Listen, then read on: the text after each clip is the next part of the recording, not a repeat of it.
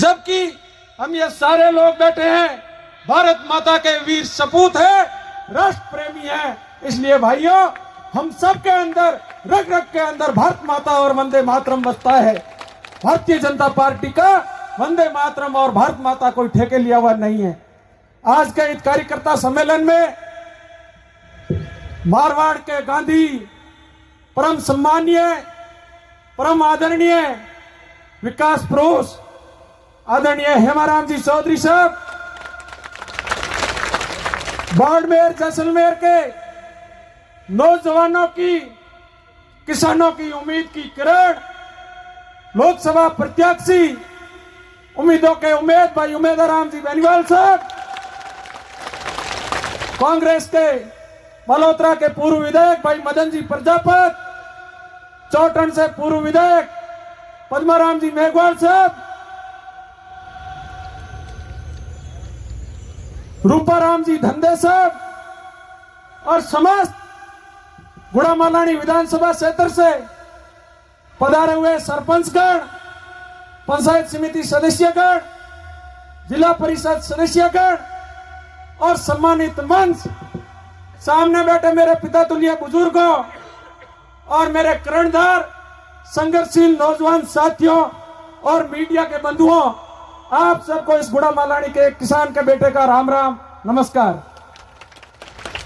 साथियों, सबसे पहले तो मैं धन्यवाद देना चाहूंगा कांग्रेस पार्टी का, जिन्होंने हमारे बड़े भाई रालोपा सुप्रीमो आदरणीय हनुमान जी बेनीवाल का इंडिया गठबंधन के तहत एक सीट नागौर की आरएलपी के खाते में दी और बाड़मेर जैसलमेर लोकसभा क्षेत्र से हमारे बड़े भाई उम्मीदों के उमेदराम जी बेनीवाल पर सम्मानीय हेमाराम जी चौधरी साहब ने बड़ा भरोसा करते हुए आपके बीच लोकसभा का प्रत्याशी बनाया है।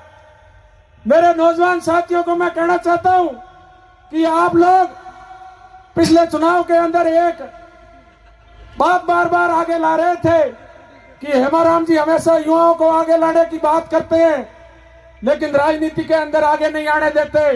तो साथियों, मैं आपको इस बात का विश्वास दिलाता हूं कि इस बार हेमाराम जी ने अपनी जुबान पर खरा उतरते हुए नौजवान तो 40 वर्ष का युवा किसानों और नौजवानों का नेता उमेदराम जी बेनीवाल को आप सबके बीच, आप सबकी उम्मीदों के ऊपर खरा उतरने का प्रयास आदरणीय हेमाराम जी चौधरी साहब और तमाम कांग्रेस की टीम ने किया है। मैं इन सब का हृदय से स्वागत, अभिनंदन करता हूं और दिल से धन्यवाद देता हूं। और साथ ही साथ मैं मेरे तमाम जो नौजवान साथी है राष्ट्रीय लोकतांत्रिक पार्टी के टीम का, उनको यह कहना चाहता हूं कि यह वक्त है उमेदराम बेनीवाल के साथ चलने का। कांग्रेस पार्टी भाइयों, बाड़मेर जैसलमेर सहित तमाम जोधपुर, नागौर एकजुट दिखाई दे रही है। सोशल मीडिया का जमाना है, आप सब लोग देखते हो। पूरे राजस्थान के अंदर कांग्रेस पार्टी एकजुट है। इसी प्रकार जो हनुमान की सेना है, इनको भी एकजुट रहकर आदरणीय उमेदराम बेनीवाल को भारी मतों से जिताकर देश की सबसे बड़ी पंचायत लोकसभा के अंदर आप सबको भेजना है।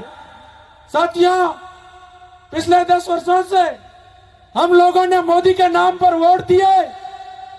उन्होंने झूठे झांसे अपन लोगों को दिए कि आप सब लोगों के 15-15 लाख रुपए खाते में आएंगे, कंपनियों के अंदर स्थानीय लोगों को रोजगार दिलाएंगे, किसानों की आय दुगुनी होगी। क्या हो गई किसान भाइयों?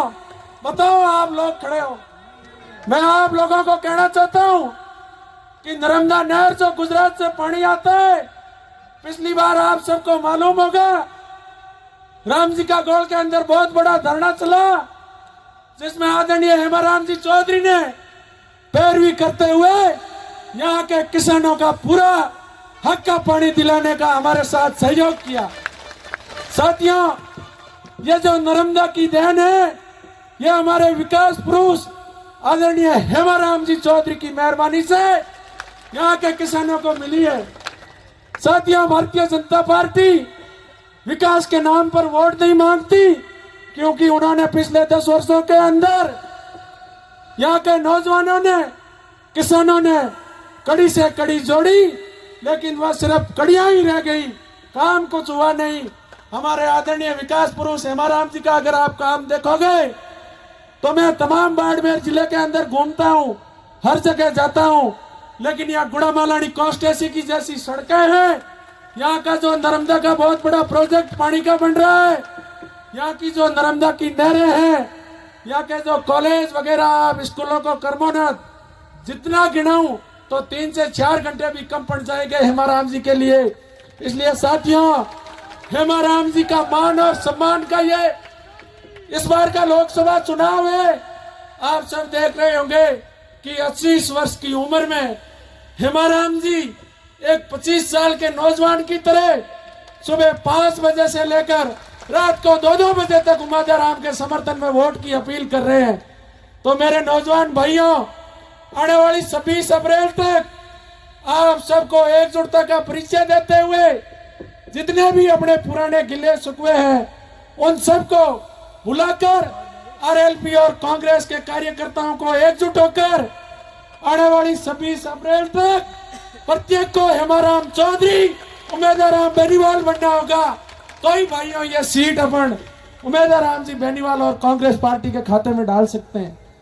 मैं मेरे कार्यकर्ताओं से यही आग्रह करना चाहूंगा कि अपन सबको एक दूसरे के अंदर मन से मन मिलाते हुए हेमाराम जी की बात को रखना है, और साथ ही साथ तमाम जो यहाँ की टीम बैठी है उन सब का मान और सम्मान रखता है।